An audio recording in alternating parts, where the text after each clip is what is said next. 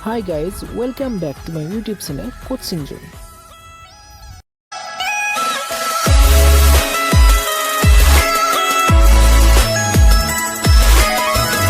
আজি আমি এই ভিডিওটোত ক্লাছ 7 ৰ যেটো 3 নম্বৰ লেসন আছে from the diary of Anne Frank এই পাঠটোৰ বিষয়ে আলোচনা কৰিম পাঠটো ভালদৰে বুজিবলৈ চেষ্টা কৰিম আৰু লগতে আমি জানিম যে এই পাঠটোৰ প্ৰয়োজনীয়তা ছাত্ৰ-ছাত্ৰীসকলৰ বাবে কি আৰু এই পাঠটো আমাৰ পাঠ্যপুথিত সন্নিৱিষ্ট কৰাৰ মূল উদ্দেশ্য কি গতিকে আহক দেৰি নকৰি পাঠটোৰ মাজলৈ যাওঁ প্ৰথমতে ইয়াত দিছে যে do you have a friend with whom you share your innermost thoughts and feelings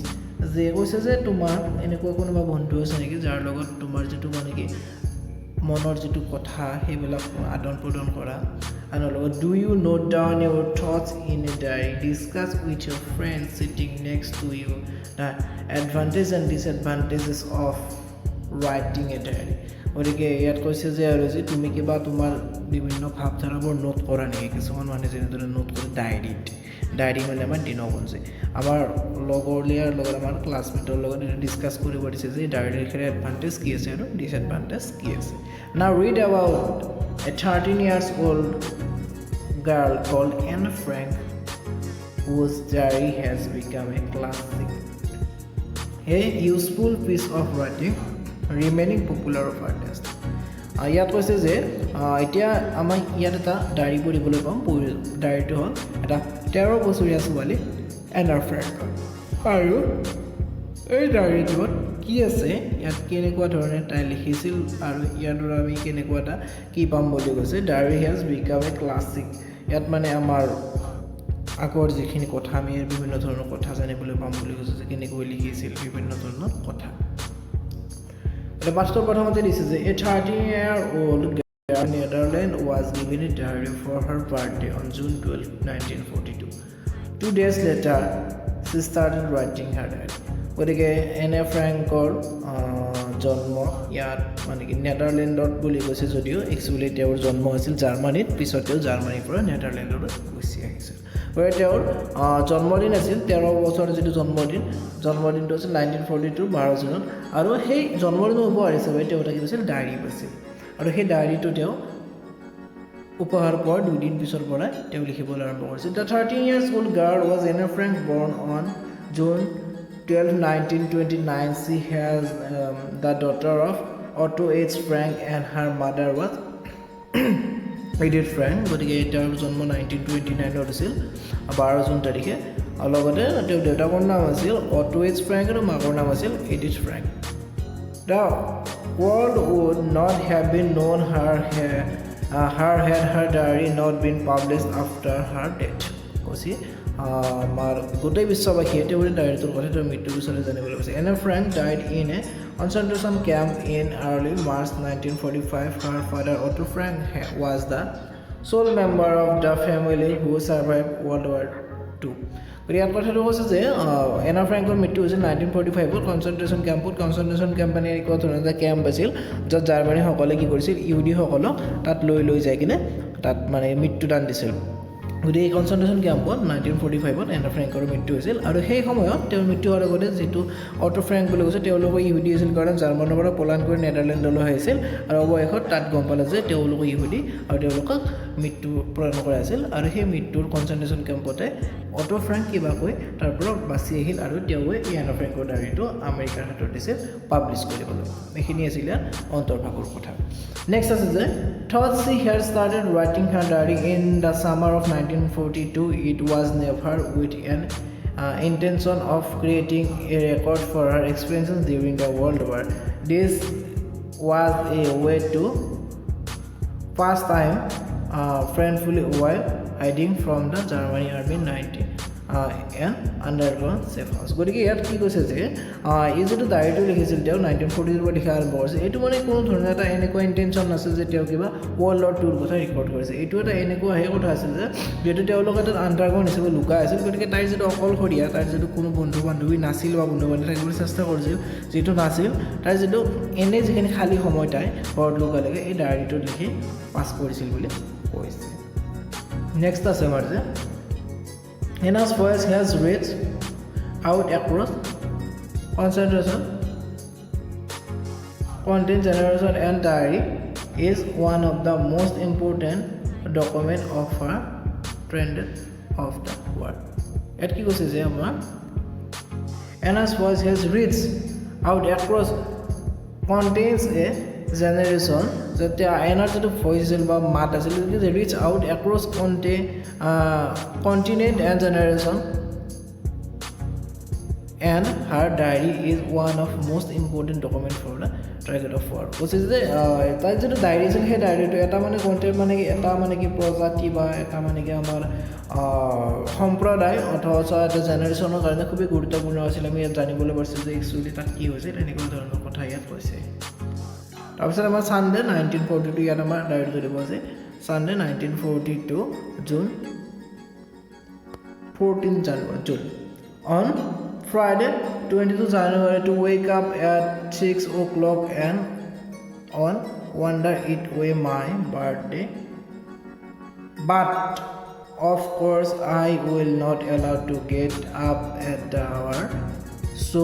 I had to control my curiosity until a quarter to 7 then I could bear it no longer and went to the drilling room where I received a warm welcome from Morty the cat. ইয়াত কি কথা কৈছে যে তাইৰ যদি জন্ম হৈছিল কোন তাৰিখে জন্ম হৈছিল জন্ম হৈছিল তাইৰ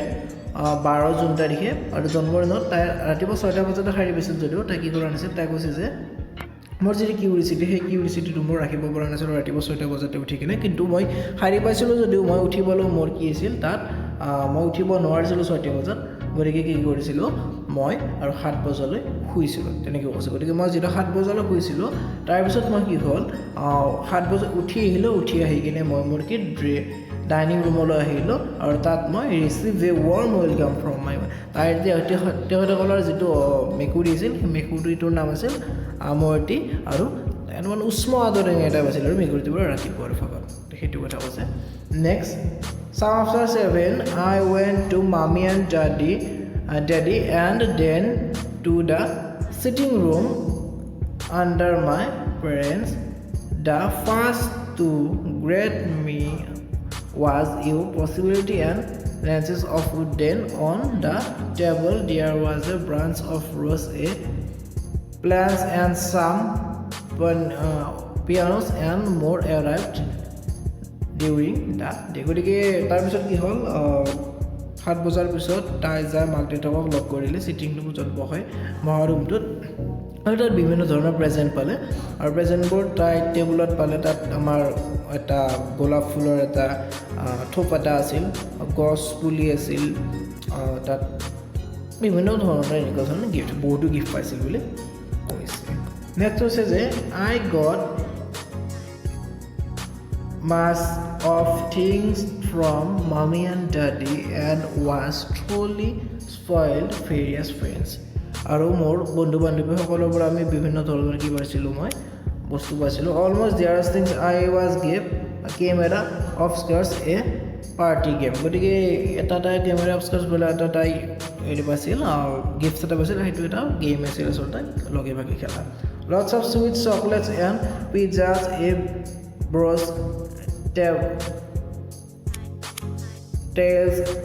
and legends of the Netherlands by Joseph Ton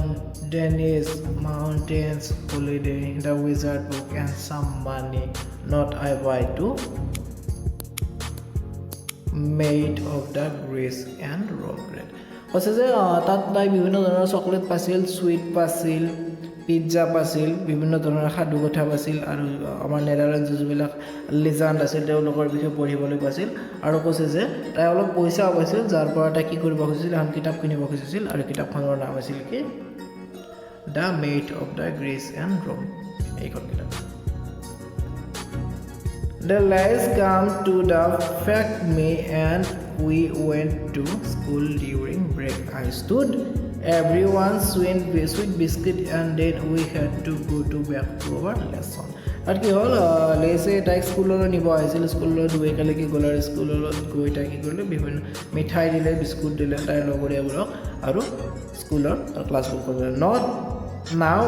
I just stop by will gone to back তাই কৰিছোঁ আৰু অৱয়ত স্কুল ছুটি হ'ল তাই গুচি সেইটো কথা কৈছে নেক্সট আমাৰ দিছে যে আৰু এটা তাইৰ মানে লিখনি দিছে ডায়েৰীৰে তাই দুটা লিখনি এইটো এটা লিখনি গ'ল আৰু নেক্সট এটা line here is another diary enter date 1942 20 June 1942 গতিকে তাই 18 তাৰিখে এটা লিখিছিল আৰু এইটো 20 তাৰিখে এটা লিখিছে তাত ইয়াত লিখিছে I have not written for a few days because I wanted first of all to think about my diary গতিকে মই আজি কেইবাদিনো ধৰি ডায়েৰী লিখা নাই আৰু মই প্ৰথমতে মই এইকেইদিন কি কৰিছিলোঁ মোৰ ডায়েৰীটোৰ বিষয়ে থিংক কৰিছিলোঁ ভাবি আছিলোঁ বুলি কৈছে ইয়াত কৈছে যে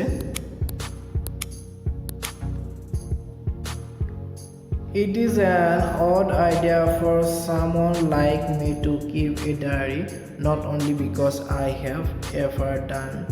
so before কৈছে যে এইটো এটা মানে কি কেনেকুৱা এটা অড এটা লাগিছে মানে এটা অড বুলি ক'লে কি আমাৰ বেলেগ বেলেগ এটা ভাৱ এটা আছে যে মই মানে এটা কি ডায়েৰী ৰাখিছোঁ বাট বিকজ ইট ৱাজ আৰু এইটো তাইৰ প্ৰথমবাৰৰ বাবে কৈছিল but because it seems to me that neither I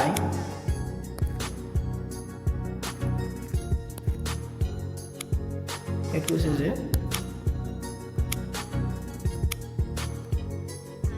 neither I nor for that matter anyone else will interested to an embracing of right 13 years old school girl কৈছে যে এইটো কেনেকুৱা ধৰণৰ কথা যে এজন 13 বছৰীয়া ছোৱালীয়ে মানে কি ডায়েৰী এটা ৰাখিছে এই কথাটো ইয়াত কৈছে still what does that matter I went to write but more than that I went to bring out all kinds of things that lay buried deep in my heart পিছত মই ভাবিলোঁ যে এইটোনো কিনো বেয়া কথা যি মোৰ যিখিনি গভীৰত অন্তৰত মোৰ যিখিনি কথা আছে সেই গোটেইখিনি কথা মই ইয়াত লিখিব পাৰিছিলোঁ ইয়াত তুলিব পাৰিছিলোঁ আৰু ইয়াত এটা কথা কৈছে যে তাই ভাবিছিল যে কাগজ কি কয় মানুহতকৈ বেছি মানে কি আমাৰ সহিষ্ণুতাপূৰ্ণ হয় এই কথাটো আমাৰ নেক্সট লাইনতো কৈছে they are saying that paper is more potent than man এইটো কথা it come back to me on one of my slightly melancholy days while I sat sign of hand feeling too bored and lame ever to make up my mind whether to go out of stay at home yes there is no doubt that paper is potent and as I don't intend to sew this cupboard covered ইয়াত কৈছে যে হয় যে paper মানুহতকৈ বেছি সহিষ্ণুতাপূৰ্ণ হয় আৰু যিহেতু মই কি কৰোঁ গোটেই দিনটো মই এনেই থাকিবলগীয়া হয় মই ব'ৰ্ড ফিলিং কৰোঁ গতিকে মই ইয়াত থাকি কি কৰোঁ মোৰ দেয়াৰ ইজ মই যিখিনি মনটো বিভিন্ন কথা ইয়াৰ লগত মই শ্বেয়াৰ কৰিব পাৰোঁ বুলি ইয়াত কৈছে আৰু গতিকে কৈছে যে as don't intend to show' this cupboard cover আৰু এই যিটো কাপবৰ্ড কভাৰ কৰি থকা আমাৰ ডায়েৰীটোৰ কথা কৈছে আল্টিমেটলি পিছৰ পেৰেগ্ৰাফত যিটো কাপবৰ্ড কভাৰ কৰি থকা আমাৰ এইটো কি আছে notebook bearing the proud name of diary to anyone unless I find a real friend কৈছে যে এই যিটো আমাৰ কাপবৰ্ডে থাকি থকা নোটবুক আছে ইয়াত মই সঁচাকৈ এটা মোৰ ৰিয়েল ফ্ৰেণ্ড বিচাৰি পাইছোঁ boy and girls boy nobody cares ইয়াত এইটো যিয়েই নহওক বয় হওক গাৰ্লেই হওক and I come to root of the matter the reason of my sitting a diary it is that I have no such real friends গতিকে সেইটো কাৰণতে মই ডায়েৰীটোৰ লগত বহি থাকোঁ যিহেতু মোৰ কোনো প্ৰকৃত আচলীয়াত বন্ধু নাই hence this diary in order to insist in my mind's eyes the picture of the friends of whom I had wasted so long I don't want to set down a series of fact in a diary like most people do but I want to this diary itself to be my friend and I shall call my friend Kitty ইয়াত কি কথা কৈছে যে ইয়াত এটা আমাৰ চাই I don't want to set down a series of the belled fact in a diary কৈছে যে মই ইয়াত কোনো ধৰণৰ সিৰিজ এটা মানে কি লিখিব খুজিছে না যেটো মানে মোস্ট মানে কি মানুহে লিখে মানে দিটো কৰণীয় কি এনেকুৱা ধৰণৰ কথা মই লিখিব খোজা নাই but I want to diary itself to be my friend আৰু যেটো মই মোৰ এই ডায়েৰীটো মোৰ বন্ধু বুলি ভাবো and I shall call my friend কেতিয়া আৰু এটুক মই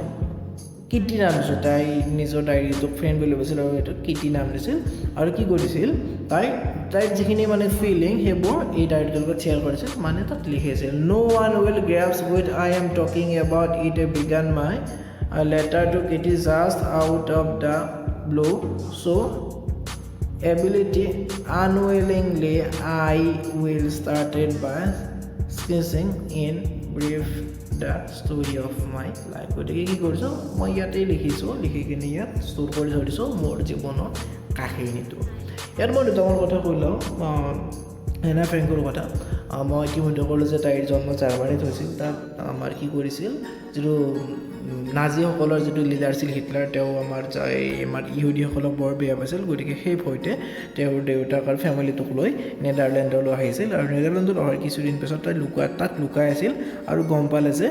নাজি বাহিনীয়ে গম পালে যে ইয়াত কিছুমান ইহুদী লুকাই আছে আৰু তেওঁলোকক অৱশেষত নি কিনে কনচেনট্ৰেশ্যন আমাৰ কেম্পত নি তেওঁলোকক এজনকৈ মৃত্যুদান দিয়া হ'ল আৰু অৱশেষত কি হ'ল এনা ফ্ৰেংকৰ মৃত্যুৰ পিছত গোটেই ফেমিলিৰ প্ৰত্যেকজন মানুহকে চেপাৰেটকৈ মৃত্যুদণ্ড দিছিল এনা ফ্ৰেংক আৰু তেওঁৰ চিষ্টাৰ একেলগে আছিল দুটাৰ প্ৰথমতে চিষ্টাৰ মৃত্যু হ'ল তাৰপিছত তেওঁৰ মৃত্যু হ'ল কিন্তু দেউতাকে গোটেই পিছত ফেমিলিটো বিচাৰি অৱশেষত তাইৰ ডায়েৰীটো পালে আৰু সেই ডায়েৰীটো দেউতাকে আমেৰিকালৈ পঠাই দিলে আৰু আমেৰিকাই কি কৰিছে সেই ডায়েৰীটো পাব্লিছ কৰিছে আৰু ইয়াৰ দ্বাৰা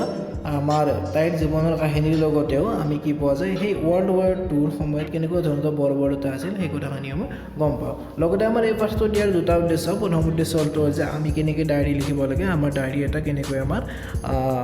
মানুহৰ জীৱনৰ কথা এটা নিৰ্দিষ্ট সময়ৰ কথা জনাব পাৰে হয়তো আজি তুমি লিখা বা আপোনালোকে লিখা ডায়েৰী এটাও এটা সময়ত হয়তো এনেকুৱা ধৰণৰ হিষ্ট্ৰীৰ কিবা এটা অংশ হৈ পৰিব পাৰে আৰু আমি সেইটো নিবিচাৰিও আমি নিজৰ ডায়েৰীটো মেইনটেইন কৰিব লাগে লিখিব লাগে যাতে আমি নিজৰ কৰণীয়খিনি তাত লিপিবদ্ধ কৰিব পাৰোঁ আৰু তাৰ পৰা কিছুমান শুধৰণিও কৰিব পাৰোঁ গতিকে এইটোৱে আছিল আমাৰ এটা মানে কি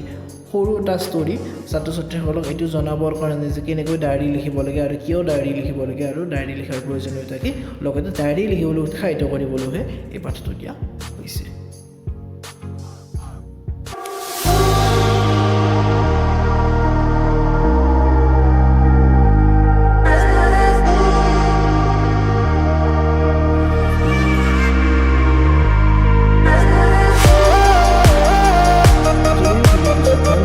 তেন্তে লাইক শ্বেয়াৰ আৰু কমেণ্ট কৰিবলৈ নাপাহৰিব আৰু যদি আমাৰ চেনেলটো নতুনকৈ ভিজিট কৰিছে তেন্তে চেনেলটো ছাবস্ক্ৰাইব কৰি বেল আইকনটো প্ৰেছ কৰি দিব যাতে আগলৈ অহা ভিডিঅ'বোৰ ন'টিফিকেশ্যনবোৰ পাই থাকে গতিকে ভিডিঅ'টো চোৱাৰ বাবে বহুত বহুত ধন্যবাদ